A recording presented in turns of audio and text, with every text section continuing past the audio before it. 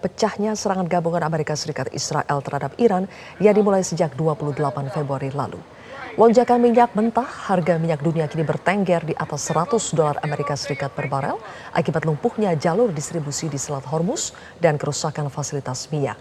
Efek domino biaya logistik membengkak setelah harga diesel naik menjadi $5,45 Amerika.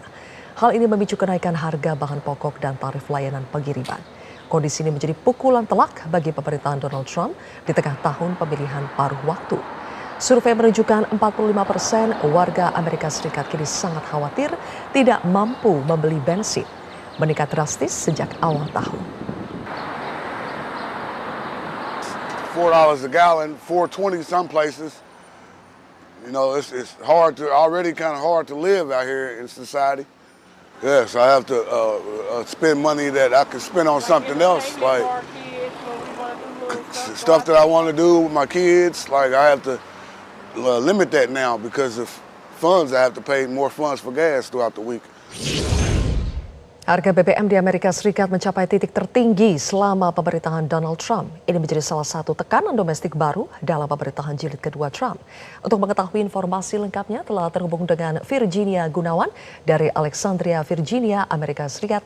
Virgi, sejak kapan harga bensin di Amerika Serikat ini mengalami lonjakan dan bagaimana respons dari warga?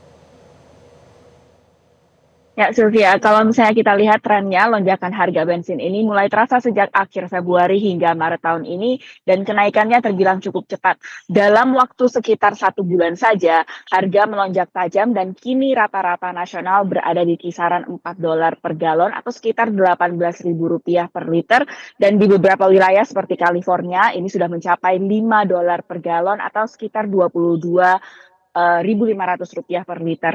Para analis memperkirakan harga ini masih bisa terus naik, bahkan berpotensi mendekati $5 per galon untuk harga rata-rata nasional jika tekanan global terus berlanjut. Di lapangan, reaksi warga cukup jelas terasa. Di Alexandria tempat saya berada dan kawasan sekitar Washington DC ini, banyak warga mulai mengeluhkan biaya hidup yang semakin tinggi, terutama bagi mereka yang harus berkendara setiap hari untuk bekerja ya.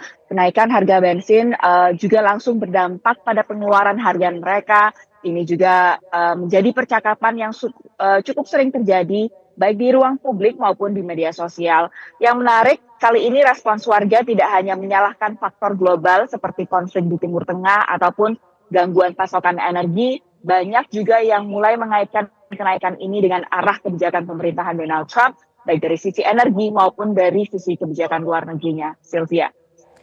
Lalu Virgi, isu ekonomi ini kan salah satu tuntutan demonstran di No Kings pekan sebelumnya. Apa tanggapan Gedung Putih terhadap demonstran dan juga isu ini?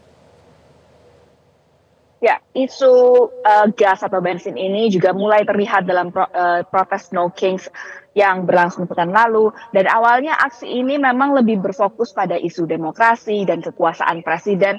Tapi tahun ini mulai berkembang dengan memasukkan isu ekonomi sebagai salah satu dari bagian tuntutan yang lebih luas dan lebih komprehensif dari tuntutan mereka.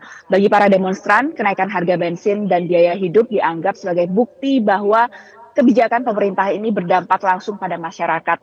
Ini memperkuat narasi bahwa ada jarak antara kebijakan dari tingkat pusat dengan realitas yang dirasakan oleh warga sehari-hari yang jadi platform dari protes No Kings tersebut.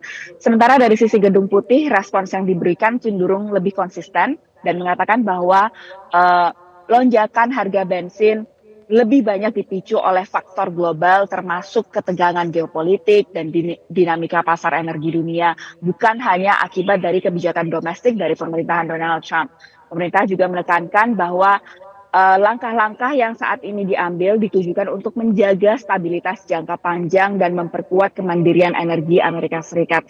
Terkait demonstrasi, pemerintah Donald Trump cenderung mengecilkan signifikansinya dan melihat aksi seperti No Kings atau protes-protes yang diadakan warga di jalan ini sebagai bagian dari dinamika politik yang tidak merepresentasikan mayoritas masyarakat, dan menyebut penyelenggara dari protes No Kings ini membayar media kiri untuk diliput.